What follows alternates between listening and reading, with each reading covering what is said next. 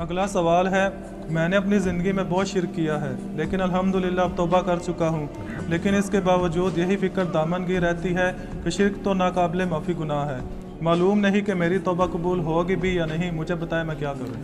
آپ سب سے پہلے تو اس طرح کے خیالات سے توبہ کریں جو آپ کر رہے ہیں۔ اس کی وجہ یہ ہے کہ سورہ التوبہ کی آیت نمبر 70 میں اللہ تعالیٰ نے فرمایا کہ جو شخص توبہ کر لے سچے دل کے ساتھ، اور اس سے پہلے بڑے بڑے گناہوں کا ذکر ہوا ہے، ان میں سے ایک شرک بھی ہے۔ کیونکہ اب یہ کریٹیکل سوال ہے تو میں یہ آیت پڑھ کے بھی بتا دیتا ہوں۔ پارہ نمبر 19 کے اندر جا کے سورہ الفرقان کی آیت نمبر ہے یہ 70۔ اعوذ باللہ من الشیطان الرجیم، بسم اللہ الرحمن الرحیم۔ ہاں جی یہ آ گیا، والذین لا يدعون مع اللہ الہا آخر، یعنی اللہ تعالیٰ اہل ایمان کی نشانی بتا رہا ہے کہ وہ ایسے لوگ ہیں کہ وہ اللہ کے ساتھ کسی اور کو الہ کے طور پر نہیں پکارتے۔ ولا يقتلون النفس التي حرم اللہ الا بالحق، اور کسی جان کو ناحق قتل نہیں کرتے۔ ہاں بفتوی شریعت والا معاملہ علیحدہ ہے، یعنی قتل کے بدلے قتل، وہ بھی گورنمنٹ کا جوڈیشری کا کام ہے، آپ نے خود نہیں کرنا۔ ولا یزنون، نہ زنا کرتے ہیں۔ ومن یفعل ذلک یلقى اثاما، جو کوئی یہ 3 گناہ کرے گا ان قریب ان کا عذاب چکھ لے گا۔ کون سے 3 بڑے گناہ گنوائے گئے ہیں؟ نمبر 1 اللہ کے ساتھ شرک، نمبر 2 قتل ناحق، اور نمبر 3 زنا۔ حتیٰ کہ بخاری مسلم میں ایک حدیث ہے کہ نبی علیہ السلام سے جب بڑے بڑے گناہوں کے بارے میں پوچھا گیا نا، تو آپ نے یہی 3 گناہ گنوائے، اور پھر آپ نے کہا قرآن پڑھ کے دیکھو۔ یعنی نبی علیہ السلام بھی اپنی بات کی دلیل میں قرآن پیش کرتے تھے، ماشاء اللہ تعالی۔ والذین لا يدعون مع اللہ الہا آخر ولا يقتلون النفس التي حرم اللہ الا بالحق ولا يزنون ومن يفعل ذلك يلقى اثاما يضاعف له العذاب يوم القیامة ويخلد فيه مہانا، جو یہ 3 گناہ کرے گا اس کے لیے عذاب دگنا کر دیا جائے گا قیامت میں، اور وہ ذلیل و خوار کر کے آگ میں یعنی جھونکا جائے گا۔ الا من تاب، ہاں اگر کوئی ان گناہوں سے توبہ کر لے۔ کون سے؟ نمبر 1 شرک، نمبر 2 قتل ناحق، اور نمبر 3 زنا۔ وآمن وعمل عملا صالحا، اور ایمان لے آئے، یعنی ایمان تو پہلے بھی ہوگا، نہیں صحیح والا ایمان، اور نیک عمل کرے۔ فاولئک یبدل اللہ سیئاتہم حسنات، تو پھر ایسے شخص کے گناہوں کو بھی اللہ تعالیٰ نیکیوں سے بدل دے گا۔ صرف معافی نہیں سر، جتنے بڑے بڑے گناہ تھے اسی لیول کی بڑی بڑی نیکیاں۔ وکان اللہ غفور الرحیم، اور اللہ تعالیٰ تو بخشنے والا مہربان ہے۔ ومن تاب وعمل صالحا، جو کوئی توبہ کرے اور نیک اعمال کرے، فإنہ یتوب الی اللہ متابا، تو اللہ تعالیٰ کہتا ہے کہ میرے ذمے ہے اس کی توبہ کو قبول کرنا۔ یعنی اللہ تعالیٰ نے اپنے اوپر خود سے واجب کیا، حالانکہ اللہ تعالیٰ کسی چیز کا پابند نہیں ہے، کہ جو میری طرف رجوع لائے گا میں اسے ضرور معاف کروں گا۔ تو اگر کسی شخص کو اس طرح کا وہم آتا ہے نا، اور یہ وہم اس لیے بھی آ رہا ہوتا ہے، بعض اوقات لوگ یعنی اس کا ترجمہ کرتے ہوئے بالکل لفظی ترجمہ کر رہے ہوتے ہیں۔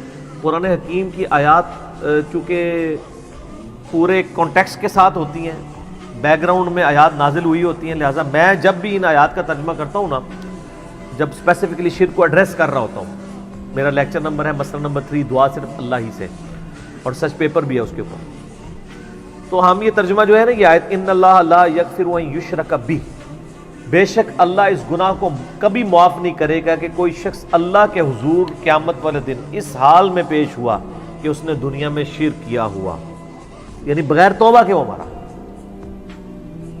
وَيَغْفِرُ مَا دُونَ ذَلِكَ لِمَن يَشَاءُ، اور شرک کے علاوہ ہر گناہ معاف کر دے گا، وہ بھی اوپن لائسنس نہیں، جس کے لیے چاہے گا۔ یعنی جو شخص شرک سے توبہ کیے بغیر گیا نا، اس کی تو توبہ ہے ہی نہیں قیامت میں۔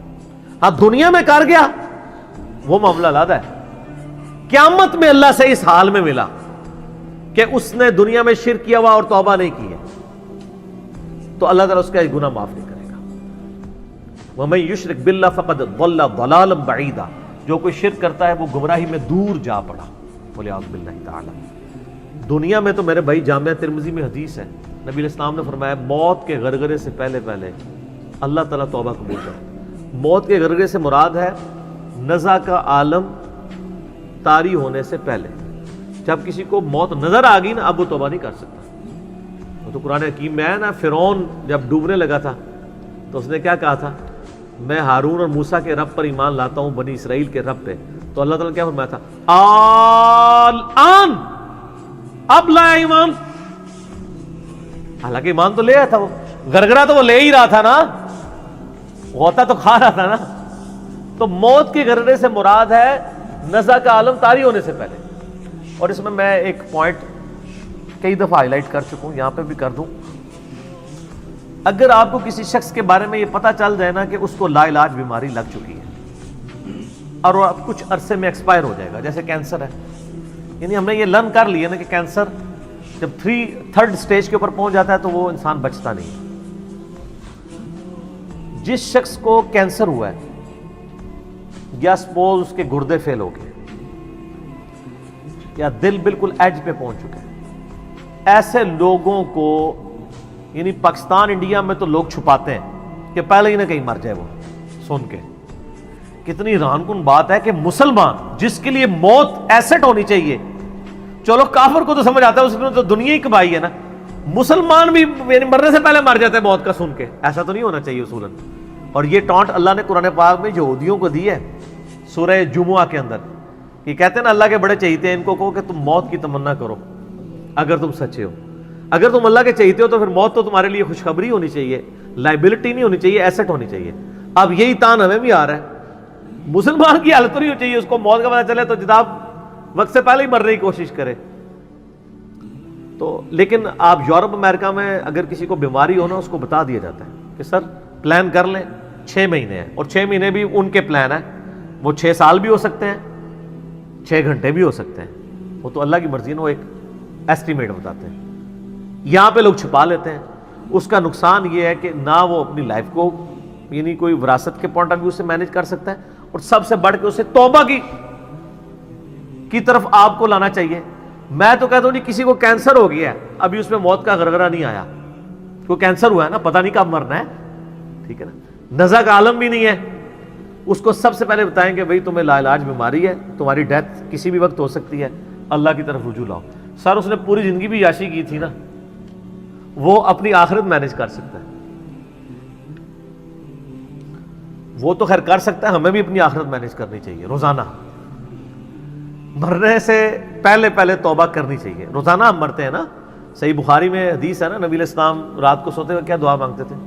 اللہم باسمک اموت و احیا، میں تیرے نام پر مرتا اور جیتا ہوں، یعنی سوتا اور جاگتا ہوں. کیونکہ صحیح بخاری میں حدیث ہے موت جو ہے وہ نیند کی بہن ہے.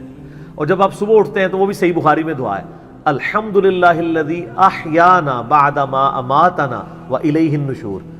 تمام تعریفیں اس اللہ کے لیے ہیں جس نے مجھے مرنے کے بعد زندہ کیا، یعنی موت کے بعد زندہ کیا، اور میں نے پلٹ کے اس کی طرف جانا ہے. تو رات کو سونے سے پہلے توبہ کریں.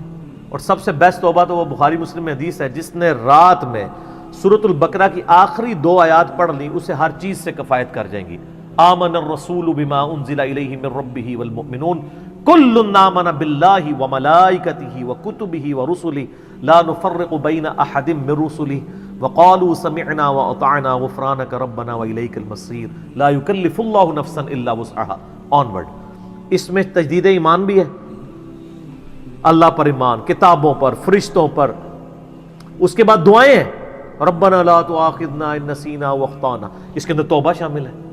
سب سے بیسٹ تجدید ایمان جو ہے سورہ بقرہ کی آخری 2 آیات ہیں.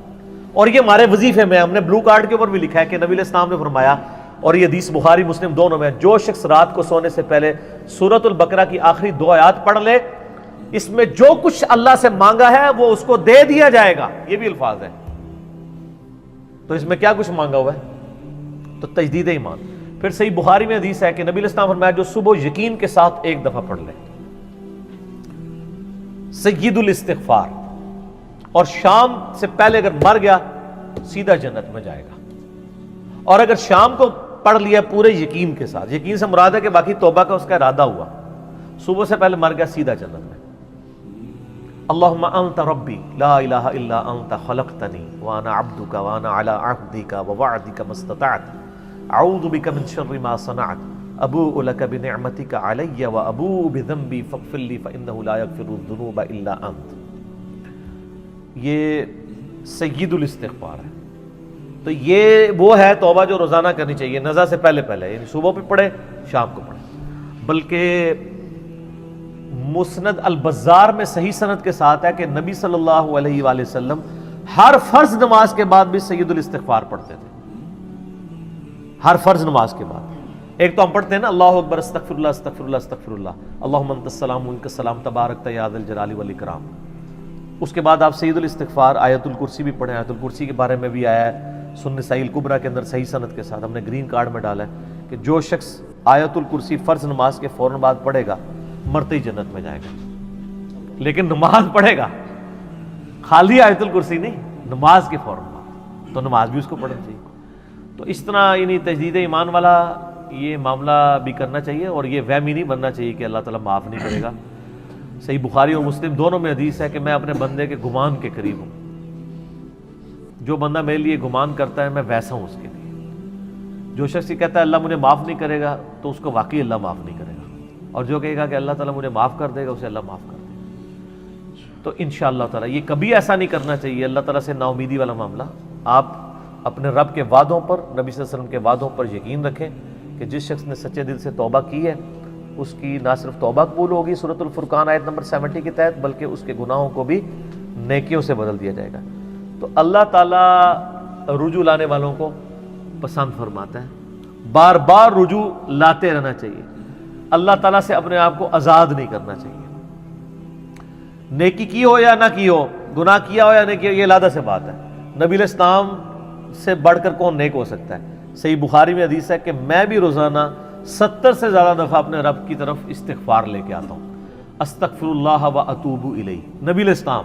اور یہ 70 کا عدد آپ نے کثرت کے لیے بولا ہے۔ عربی میں 70 کا مطلب 70 ڈیجٹ نہیں ہوتا، 70 کا مطلب 1000 دفعہ بھی ہو سکتا ہے، 10,000 دفعہ بھی ہو سکتا ہے، 100 دفعہ بھی ہو سکتا ہے، کثرت کے لیے بولا جاتا ہے۔ تو استغفار تو بندے کی ضرورت ہے، یہ اللہ سے ایک نیکی ہے، اور ہر چیز کے ساتھ استغفار اٹیچ ہے۔ آپ دیکھیں کہ محفل سے اٹھنے کی جو دعا ہے اس میں استغفار ہے، سبحانک اللہم و بحمدک اشہد ان لا الہ الا انت استغفرک و اتوب الیک، سنن نسائی میں حدیث ہے۔ پھر سنن نسائی الکبریٰ میں حدیث ہے کہ نبی علیہ السلام وضو کے بعد بھی یہ دعا پڑھتے تھے، سبحانک اللہم و بحمدک اشہد ان لا الہ الا انت استغفرک و اتوب الیک، اور فرمایا یہ پڑھ لو تو یہ اللہ تعالیٰ قیامت کے دن تک کے لیے اس کو سنبھال کے رکھ دے گا، تمہیں اس کے عوض نیکیاں ملیں گی۔ ٹھیک ہے نا؟ تو رجوع اللہ، استغفار، ہر وقت اللہ کی طرف رجوع لاتے رہنا۔